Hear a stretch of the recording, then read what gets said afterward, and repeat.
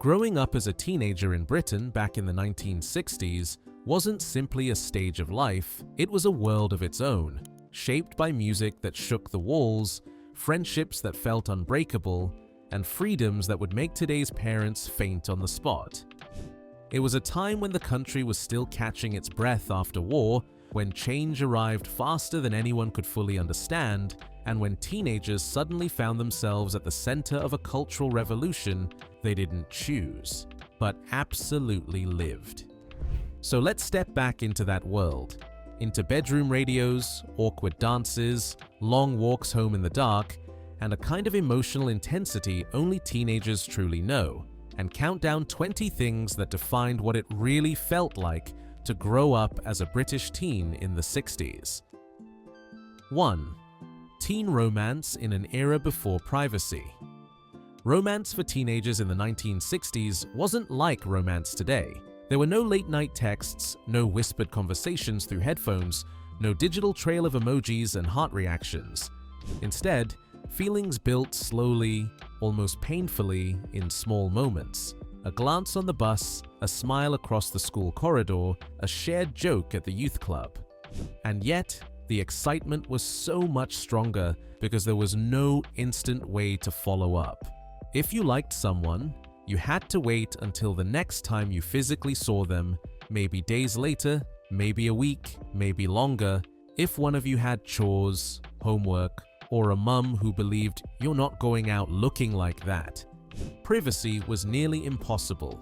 Bedrooms were shared, doors were open, and the only phone in the house was placed squarely in the hallway, where the entire family conveniently passed by the moment you tried to have a personal conversation. Romance grew in between interruptions, in rushed sentences before your dad cleared his throat loudly to indicate your time was up, and in the sort of longing that modern instant messaging has almost erased.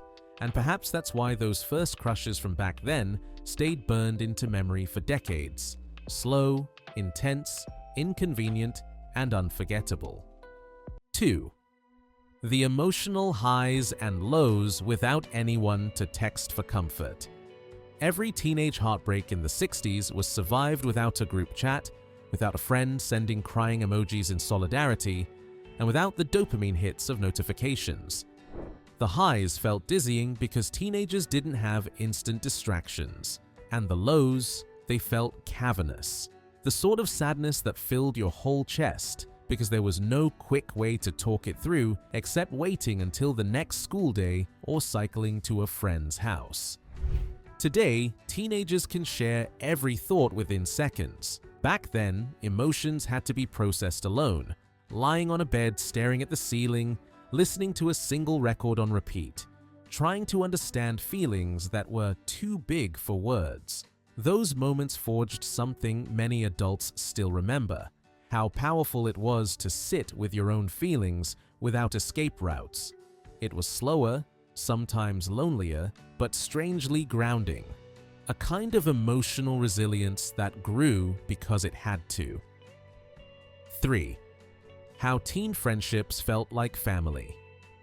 Teen friendships in the 1960s were some of the closest many people ever experienced. With less noise, fewer distractions, and far fewer ways to escape into virtual worlds, friends became the world you chose.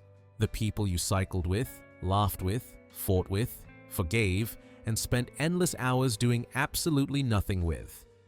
Groups formed not through online interests, but through geography. Whoever lived near you went to your school or worked at the same Saturday job.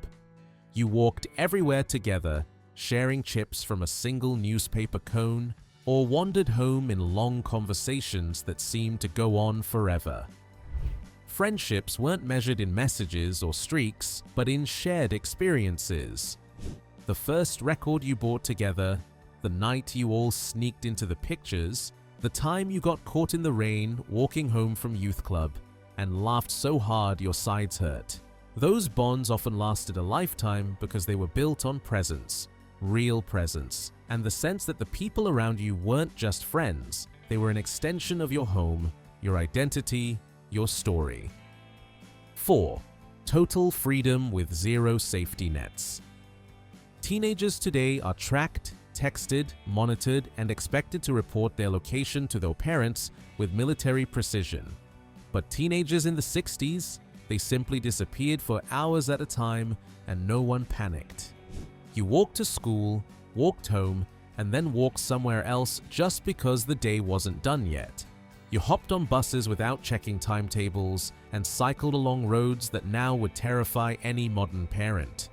You explored woods, fields, building sites, riverbanks, all without helmets, without phones, and without a safety briefing. If you wanted to see your friends, you just turned up. If no one was home, you moved on. It wasn't that parents didn't care, it was that the world was seen as a place you navigated by instinct, not fear. Freedom was expected. Independence was assumed. By the time you reached your teens, you were practically treated like a small adult. And yes, mistakes were made. But that sense of boundless freedom is something that today's highly supervised world rarely allows. 5. Going to the pictures. Going to the cinema as a teenager in the 1960s felt like stepping into another universe. The pictures weren't just entertainment, they were ritual. You saved your pocket money, planned your evening all week, picked your outfit carefully, and walked in with friends who all felt equally excited. Films captured the imagination in a way that's different from today's endless streaming options. There was no pausing, no rewinding, no second screen. You watched with complete attention, in a room full of others holding their breath with you. The pictures were where you saw new fashions, new haircuts, new faces you instantly fell in love with. It was where you felt grown up for an hour and a half, even if you were still in school uniform. And afterwards, you talk about the film for days, replaying scenes in your mind because you didn't have the luxury of watching it again. The magic lingered because scarcity made every moment feel bigger. 6. Dance halls and youth clubs. If the 1960s had a heartbeat, it pulsed through dance halls and youth clubs. These places were the social centers of teenage life. Loud, sweaty, awkward, thrilling. Youth clubs filled church basements, community halls, and echoing rooms where the wooden floors felt sticky by the end of the night. They offered table tennis, cheap lemonade, and the awkward thrill of asking someone to dance while your friends tried not to watch.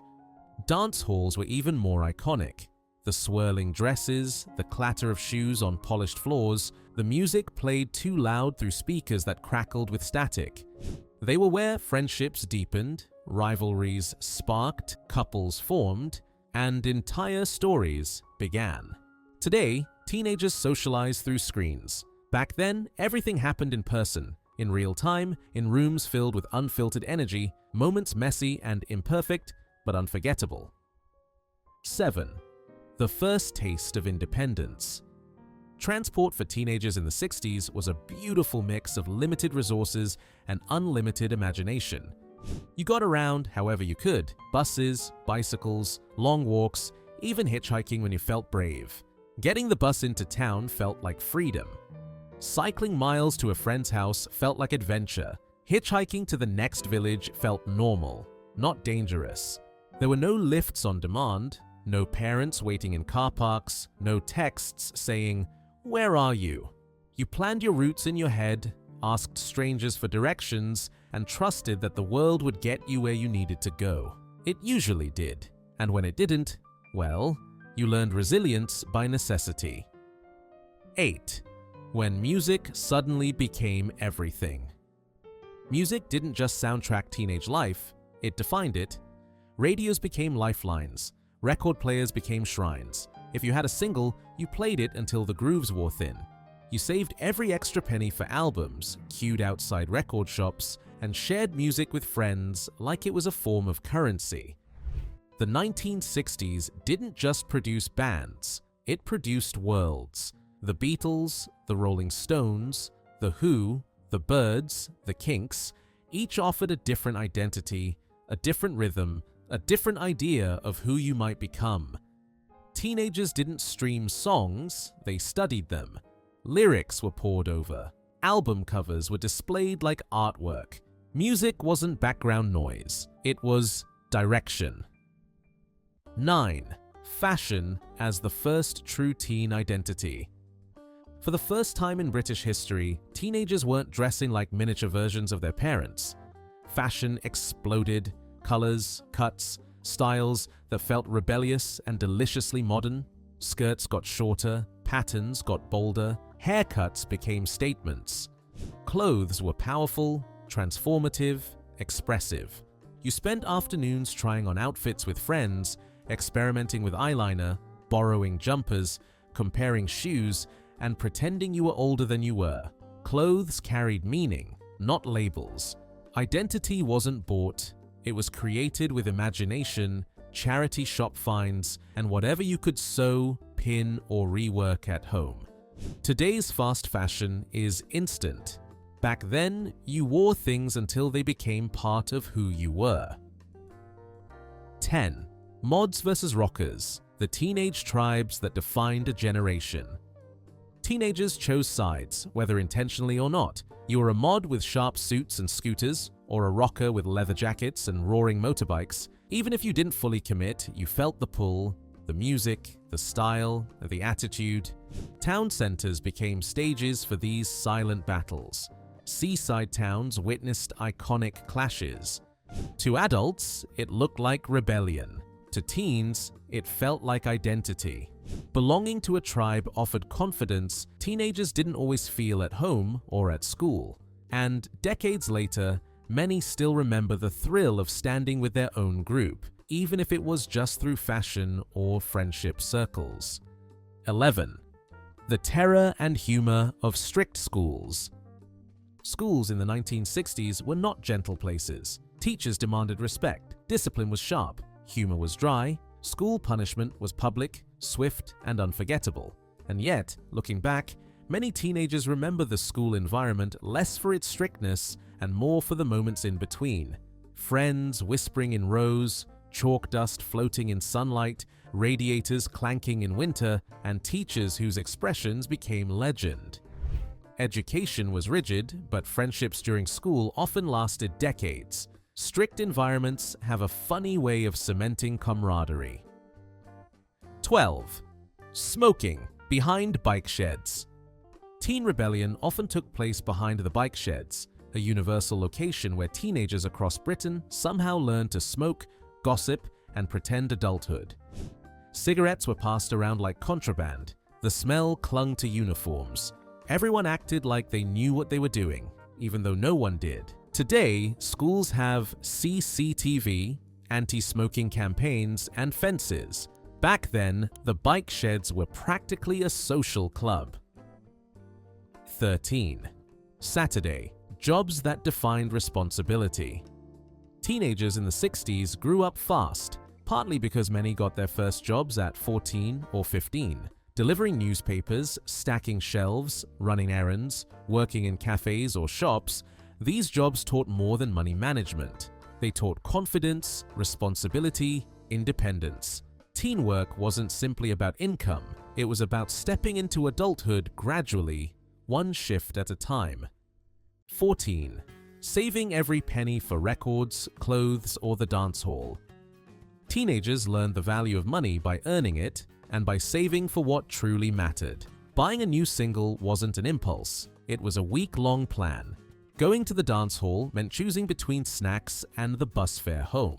Every purchase carried weight, purpose, and excitement. Scarcity made everything sweeter.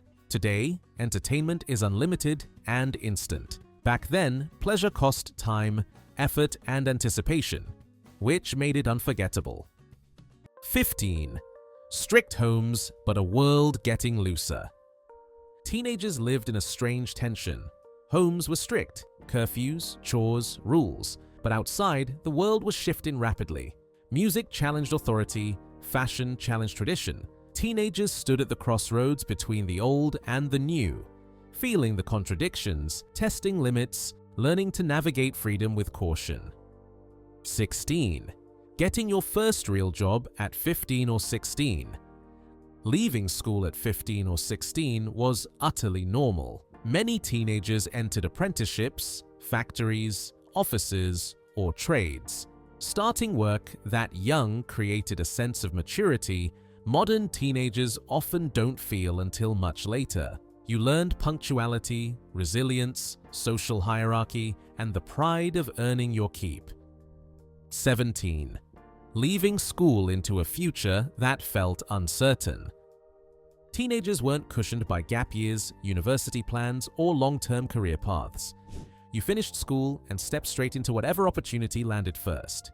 It was intimidating and liberating. The world felt big, sometimes too big, but also full of possibility. That uncertainty shaped entire generations. 18. The shock of seeing Britain. Modernize in real time. Growing up in the 60s meant witnessing Britain change so quickly, it almost felt unreal.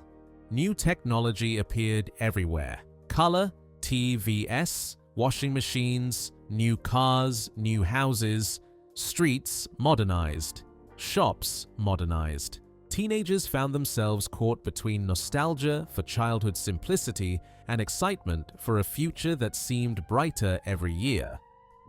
19. How music, fashion, and freedom made teens feel seen. For the first time in British history, youth culture wasn't ignored, it was celebrated. Teenagers felt seen, heard, central to the story. Everything from magazines to radio shows focused on them. It shaped confidence, it shaped ambition, it shaped identity. 20.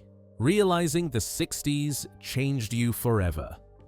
By the end of the decade, teenagers had become different people, shaped by experiences that modern life simply can't recreate. The friendships, the first loves, the long walks home, the slow decisions, the fast emotions, the risks taken, the lessons learned, all fused into a kind of memory that grows softer but never truly fades. Growing up as a teen in Britain back in the 1960s wasn't perfect, but it was real, vivid, and deeply human. And for many who lived it, no decade ever felt quite as alive.